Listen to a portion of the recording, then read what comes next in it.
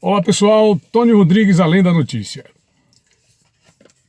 Essa semana ela está muito agitada por conta da questão da Previdência Social, a votação da reforma da Previdência. Aliás, os últimos anos foram muito agitados por conta dessas questões, né? Nós tivemos ao longo dos governos do ex-presidente Luiz Inácio Lula da Silva, hoje criminoso, condenado, e aí se diz, olha, o ex-presidente Lula vai ter direito de desfrutar da condenação dele em liberdade. Em agosto ele vai ser solto. Conversa fiada, é conversa para boi dormir. Eu vou contar isso aí já já. Depois ele nunca votou reforma nenhuma. Anunciou que iria votar, enganou a população, uma reforma da Previdência que seria decente para todos nós. Não teve coragem de votar, porque aqui no Brasil, na hora que se fala qualquer coisa que seja, para falar em mexer nos privilégios da elite, aí o mundo cai, o mundo desaba sobre os ombros de todos, né? Porque inclusive os mais pobres que não sabem nem do que estão falando. Aliás, nem a própria elite sabe do que está falando, porque ninguém quer ler o cerne da questão. E lá no governo Dilma, a mesma coisa. Se discutiu reforma, se falou de reforma, o Congresso enrolou, embolou o meio de campo e reformaram a reforma de tal maneira que terminou não saindo reforma nenhuma. E agora a mesma coisa, né? Estão boicotando de tal modo a reforma do governo Bolsonaro que tudo indica que o grande objetivo é que não saia de novo reforma nenhuma. Agora, o mais interessante em se observar é a coragem que o presidente tem em pagar todos os preços possíveis, não no sentido literal, no sentido estrito dessa denúncia maléfica que foi feita pelo PT da senhora Gleisi Hoffmann, de dizer que o presidente entregou 40 milhões para cada deputado que vai votar a favor da reforma. Eu estou dizendo é o preço das agressões que tem sofrido o governo, como inclusive a divulgação desse tipo de informação que constitui a maior de todas as tentativas de boicote, calúnia, injúria, difamação. Você vai nos sites e diz assim, governo paga 40 milhões para deputados que vão votar a favor da reforma. Não diz que está sendo acusado, já vai logo fazendo a acusação, como se fosse uma das mais absolutas verdades, a mais cristalina e transparente das verdades. É uma acusação que está sendo feita pela presidência da oposição, do PT, a senhora Gleisi Hoffmann, que é presidente do PT nacional. Isso sem que ninguém saiba absolutamente do que se trata essa reforma. Eu já até falei isso aqui num dos vídeos anteriores, quando tratei sobre a questão do guru do presidente Bolsonaro, que é o professor Olavo de Carvalho, que, aliás, não está muito satisfeito com os rumos do governo por conta de uma série de problemas internos do próprio governo. Porque o presidente ele está sob fogo cerrado, principalmente da máfia petista. E fogo cerrado interno. Porque há aquelas pessoas que, vendo a fragilização da liderança, né, com os bombardeios que vêm de fora, tentam miná-lo ainda mais para ver se conseguem sobressair-se no sentido de ganhar o seu espaço junto àqueles que poderiam vir a ocupá-lo, ou ocupar eles mesmos esse espaço. É lamentável. Mas enfim, e aí eles divulgam com a finalidade de prejudicar o governo, prejudicar a reforma e manter os mesmos privilégios que sempre tiveram. E isso é trágico para o Brasil, sem procurar saber do que se trata. E o que se trata de fato essa reforma? Bom, é uma mudança drástica em tudo aquilo que nós temos conhecimento acerca de Previdência Social no Brasil. A Previdência Social no Brasil hoje ela funciona de uma maneira que gera um déficit terrível, não é? As pessoas trabalham, elas estão trabalhando para sustentar aqueles que entraram na inatividade. Não funciona. Por quê? Porque se você tem hoje uma média de 1 para 11, daqui a mais ou menos 20 anos, ou 25 anos, nós teremos 1 para 33. Então é impraticável, não é? É impraticável. O que é que o governo quer fazer? O governo quer implementar um sistema de capitalização. O sistema de capitalização é que o próprio trabalhador seja responsável pela sua poupança previdenciária.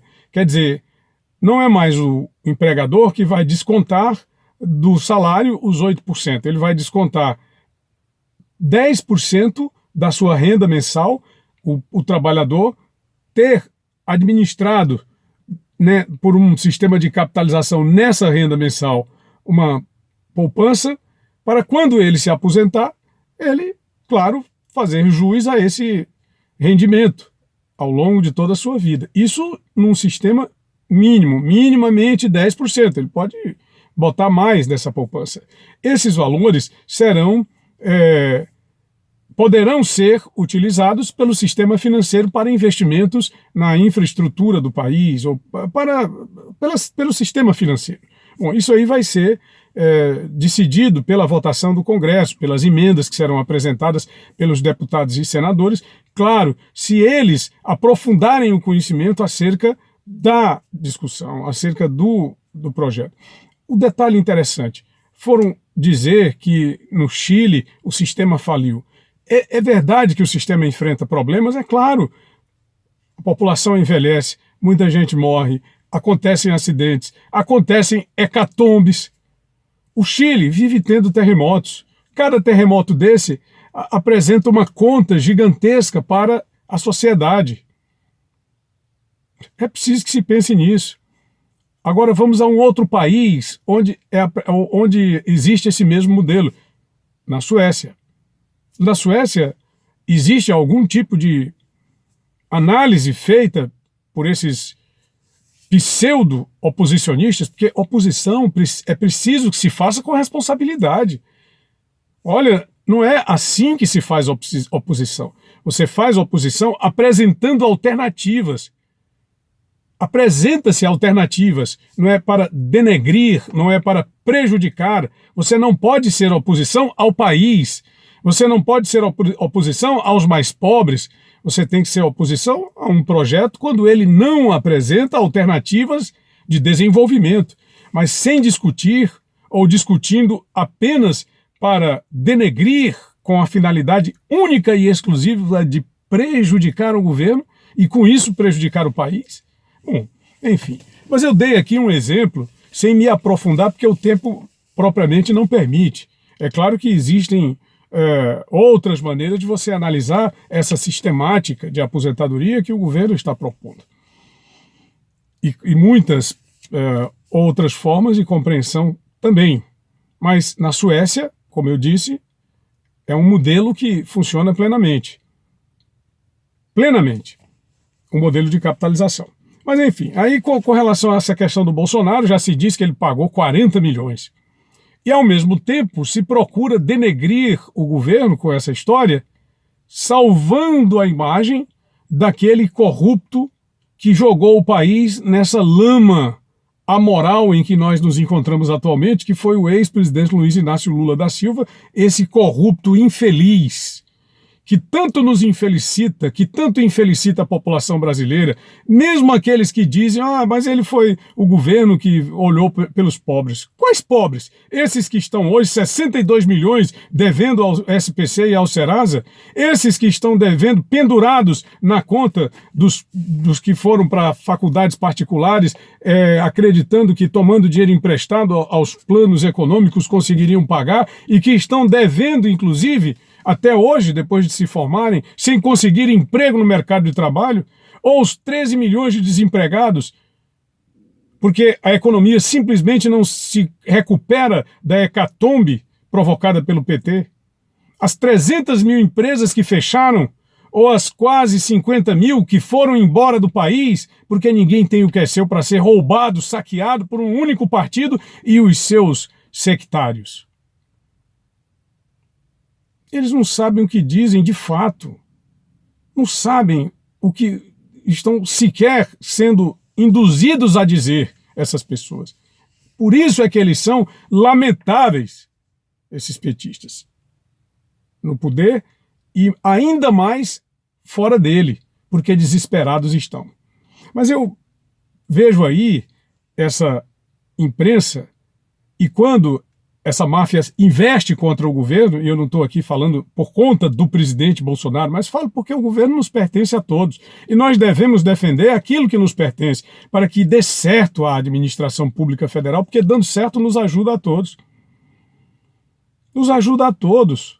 Tem que ter a Previdência, tem que ter o pacote anticrime, para que se combata essas máfias infelizes, inclusive essa máfia que reúne partidos, reduzir esse grande número de partidos para que se possa combater a corrupção, para que depois se possa investir contra o Caixa 2, para que se possa investigar essa relação incestuosa entre governos e imprensa, esses mensalões infames que se pagam, para que haja manchetes nocivas como essa, em que vai contra o governo, ao mesmo tempo em que se tenta aliviar a figura odienta de um ex-presidente corrupto. Ah, mas ele teve a pena reduzida. Que pena reduzida? Ele estava condenado a 25 anos, se tirou aí há alguns anos, mas ele continua condenado. Ele poderá pleitear um semiaberto em agosto. Que conversa é essa? Pode não. Ele continua com 21 anos e 9 meses. Ele estava com 25, está com 21 anos e 9 meses. E agora o juiz da Lava Jato, o doutor Antônio Bonatti, tem 7 dias a contar de hoje, a sua defesa, para apresentar as argumentações no caso lá do sítio de Atibaia. Se não apresentar, ele vai subir para o TRF4 e ele será condenado à revelia, porque sequer a defesa ele apresentou até hoje. Acha que é o bonzão, acha que é o bonitão. Só dizer que é inocente, sem apresentar provas da inocência, dizendo que não tem prova no processo. Prova é o que não falta, do roubo, da corrupção, desses infames que passaram 15 anos do poder apenas roubando miseravelmente a pátria brasileira, como fazem muitos dos estados onde eles governam, continuam governando, infelizmente, infelicitando a nação brasileira. Bom, os petistas não são, evidentemente, os únicos. Estão aí, ainda hoje, aqueles que foram sectários deles no poder e continuam tentando minar a liderança do governo. Minar, junto com os que no poder estiveram, sendo petistas, e que continuam nos estados, como eu disse, infelicitando a pátria brasileira. São atitudes odientas, em que eles dizem que ódio é esse contra o PT. É diferente o discurso da prática. Quem tem ódio são eles que continuam a praticar. O caso principal é esse de que não se tem notícia até hoje. Quem mandou matar o presidente Bolsonaro, né? Não conseguiram por muito pouco. O Adélio Bispo está até hoje impune. Não se sabe quem mandou e querem dizer que ele é doido. Ora, doido. Doido, mas de sabido. Bom, se você gostou, deixa o seu gostei, se inscreve no canal, ative as notificações. Um grande abraço, muito obrigado. Tony Rodrigues, Além da Notícia. Valeu!